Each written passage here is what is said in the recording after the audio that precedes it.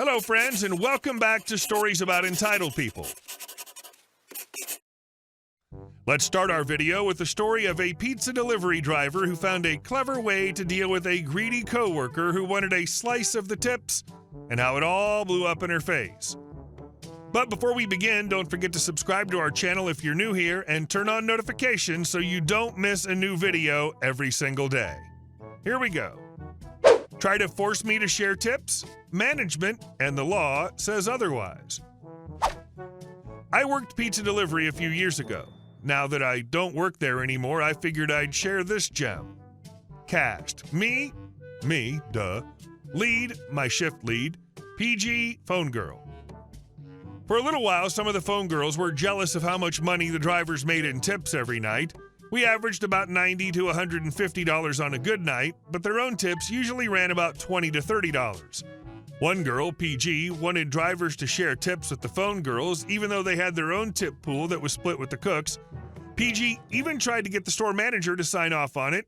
He wasn't having any of it, and ignored all the drivers when we told her just how much of our tips went to fuel and maintenance. PG wanted half of all driver tips to be split with the phone girls and cooks, despite having their own tip pool. Heck, the cooks were paid more than the rest of us since they had the hardest job in the store. Seriously, they sometimes had to crank out up to 50 pizzas in 20 minutes on busier days. PG was one of the girls whose job was to answer the phone and take orders down on a computer that did half the work for her. While they were also supposed to make salads, that wasn't nearly as much as the cooks or drivers did. Hell, most of the time, a driver ended up cleaning up the front end when the phone girls decided they weren't up to it. I finally had enough of it one day, so I told PG to her face that what she wanted to do violated state law.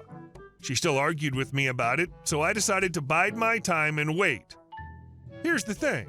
I was well known for splitting any tips that I got that were over $20 with back of the house, so I decided to wait until I got the local Rich Guy delivery. For the record, Rich Guy was well known for giving extravagant tips. I'm talking like $150 for a pair of 14-inch pizzas and some breadsticks, which ran about $50. The management hated it because they had to call in the next day each time to verify that, yes, he meant to tip that much. And the kicker, Super Bowl Sunday was coming up, and I knew that big tips were coming. The best part was that he liked to ask for certain drivers, and I was one of the ones scheduled that he normally asked for. I talked with some of the other drivers who were scheduled that day to make sure that they were on board, and we set the plan in motion. We even had our scheduled shift lead in on it, which played into things later. Super Bowl was about a week after the discussion between PG and me. Rich Guy ordered, and I got the order, and boy, did he pay out that day. He'd been having a party, and he ordered almost $300 worth of 18-inch pizzas, breadsticks, chicken bites, and wings. When I got there, he gave me $200 in a single tip, which doubled my tips for the night. At the end of the night, I counted up my tips and started to do my usual, but I stopped at the end when I was reporting tips on my end of night. Most of the staff were waiting for me to finish since I was known for sharing large tips, even the other drivers who knew what was coming.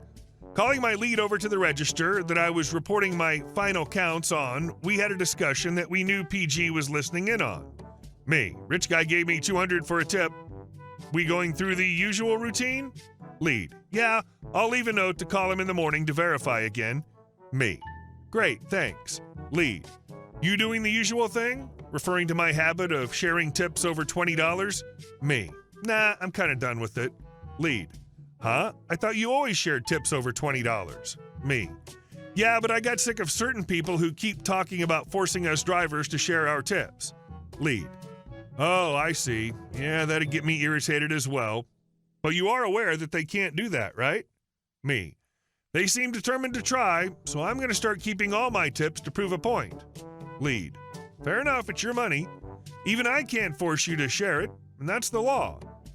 PG had been waiting in the corner of the store for me to finish my count and share my tips the whole time.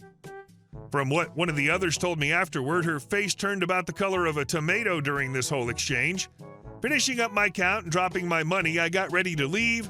Some of the cooks were waiting by the back door expecting me to share as usual when I just walked by them. Thinking I'd forgotten about them, one of them asked, in a not-so-subtle manner, "Dang, that was busy. Did you make good tips tonight?" "Yup," I replied.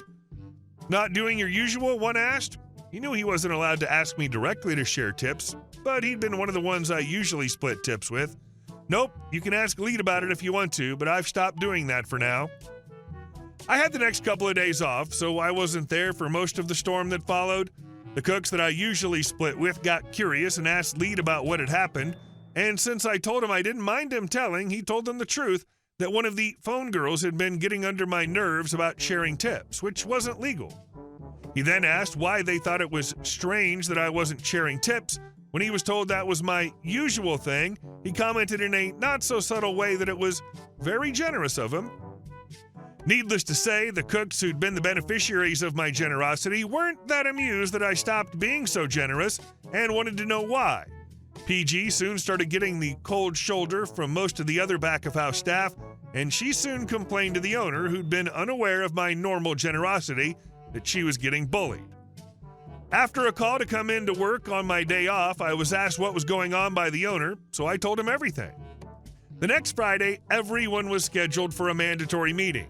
The owner came in and explained that forcing an employee to share tips was a violation of state and federal law. He also stated that if he ever heard of someone being pressured to split their tips again, he would be reporting it to the labor board and firing the person responsible. PG was ordered to apologize to the drivers she'd been bugging about splitting tips, and I worked my next few shifts as usual. PG never gave me trouble after that, and eventually I started sharing larger than normal tips again into the general tip pool.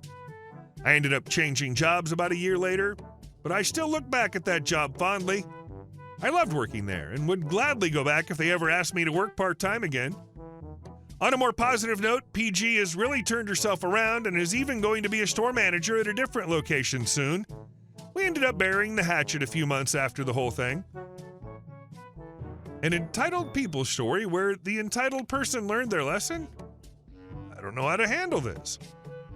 Seriously though, it's awesome PG learned her lesson and became a better person for it. I'm sure with becoming a store manager, she now fully understands what she wanted was wrong. And our next story. Billions for your pool! Around 2000-something, I get a series of complaints from patrons, all in the same family, claiming that they all got sick after going to one of my pools last summer. I do what I usually do in those situations and verify the water quality monitoring systems we have in place, go back to the logs for the period mentioned in the complaints, laugh it off, and go back to work.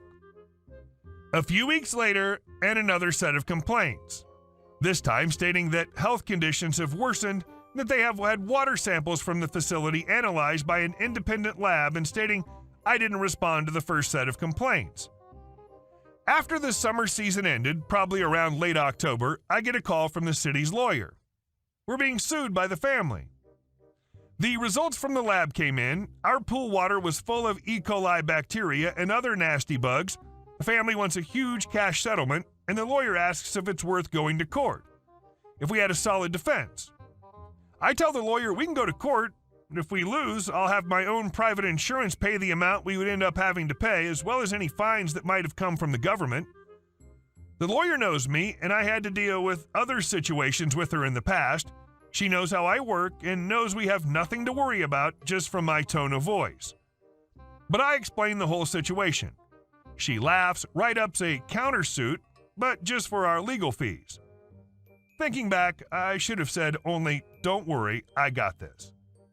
I gather all the documentation I have, including the different procedure manuals I wrote, reports my teams have written, complaints we've received. It's a big file, but I'm excited. Our court date arrives and I can barely hold back my smile and fear the judge will be angered that I don't take the proceedings seriously. The family goes in, explains that they all got sick, 4 adults, 6 kids, and 2 toddlers, that they lost days, weeks, or months of work. They couldn't wait for the public health system, I'm in Canada, so decided to pay to go to private clinics for treatment. They had experts explain the health issues the family had and probable cause for such problems. They had the laboratory they hired explain how the water analysis was done. Everything checked out for the family. Their story made sense. They were suing for multiple millions, most of that amount in punitive damage. We were a city after all. We put the safety of our citizens in peril. Then I was called to testify by the family's lawyer. I was asked what our water analysis procedure was. I explained that our system constantly records the water quality as it goes through the filtration system. Every few minutes, the different parameters are recorded, including chlorine levels, water temperature, pH, alkalinity, and about 10 other chemical markers for a total of 15 readings.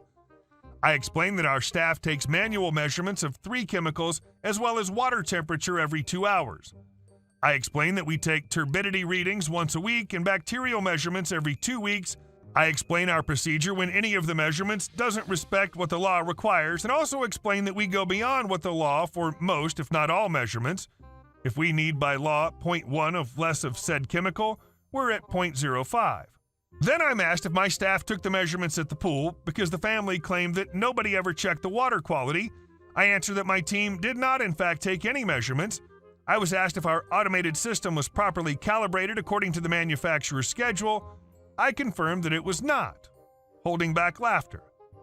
Basically, I agree to everything the family's lawyer says. Then comes our lawyer's turn to ask me questions. I'm first asked if I ever heard about the family. I produced documentation about the problems they'd caused in other of my pools in the past 2 years, as well as the number of times they were kicked out of the facility and the 3 times we needed police intervention to have them removed. I am then asked to produce the water quality for every other basin I'm responsible for. I provide the 40-plus binders containing the lab results we get every other week, water analysis forms filled by my staff, the water analysis documents done by our automated system. I then produce time cards for every facility except the one that was mentioned in the lawsuit. I produce documents after documents, answer question after question. Then comes the big one. The judge is very interested by that one too. City lawyer. Mr. OP, you've proven how diligently you take care of every basin under your responsibility and how well you log all the data that you receive from each facility. You obviously take pride in your work and the quality of the services offered, as well as the health of the community. How is it then that you're unable to provide any document, time card, report, complaints, other than the families, for that period in question? Me. Well, in 2000 and something, the park and pool were being renovated. They were not open to the public, and the pool had no water in it. The pool was basically a big hole in the ground for the whole summer. We only filled it for 2 days, still closed to the public, when we tested the new filtration system. The experts brought in by the family that were still there turned bright red in anger. The judge was clearly unhappy. The family claimed they had identified the wrong park, but their lawyer was already packing up his things, and the judge wouldn't hear it. The city got their legal fees paid for. Were they an entitled family trying to get back at the city for having been kicked out of the pool a couple of times? Were they freeloaders looking for an easy payday? I can't say. All I know is there's now a nice big mark next to their name in our court system: attempted fraud. I hope the courts went back in their files and in similar cases involving that family were reopened. Assuming the pool and renovation really had that bacteria when it was filled with water and this family swam there for free, they really can't expect to win this case. It's their own fault for getting sick, if they even did get sick. What a great thing when justice is on your side. Hey guys, thank you all for watching the video. I'll see you in the next one.